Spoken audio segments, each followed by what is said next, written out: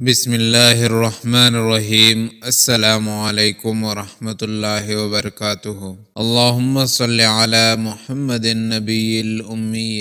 حضرت قیس بن سعد رضی اللہ عنہ کہتے ہیں کہ میں ہیرا آیا تو دیکھا کہ لوگ اپنے سردار کو سجدہ کر رہے ہیں، تو میں نے کہا رسول اللہ صلی اللہ علیہ وسلم اس کے زیادہ حقدار ہے کہ انہیں سجدہ کیا جائے۔ میں جب آپ صلی اللہ علیہ وسلم کی خدمت میں حاضر ہوا تو میں نے آپ صلی اللہ علیہ وسلم سے کہا کہ میں ہیرے شہر آیا تو میں نے وہاں لوگوں کو اپنے سردار کے لیے سجدے کرتے ہوئے دیکھا، تو اللہ کے رسول آپ اس بات کے زیادہ مستحق ہیں کہ ہم آپ کو سجدہ کریں۔ آپ صلی اللہ علیہ وسلم نے فرمایا، بتاؤ کیا اگر تم میری قبر کے پاس سے گزرو گے تو اسے بھی سجدہ کرو گے؟ وہ کہتے ہیں کہ میں نے کہا نہیں۔ آپ صلی اللہ علیہ وسلم نے فرمایا، تم ایسا نہ کرنا، اگر میں کسی کو کسی کے لیے سجدہ کرنے کا حکم دیتا تو عورتوں کو حکم دیتا کہ وہ اپنے شوہروں کو سجدہ کریں، اس وجہ سے کہ شوہروں کا حق اللہ تعالیٰ نے مقرر کیا ہے۔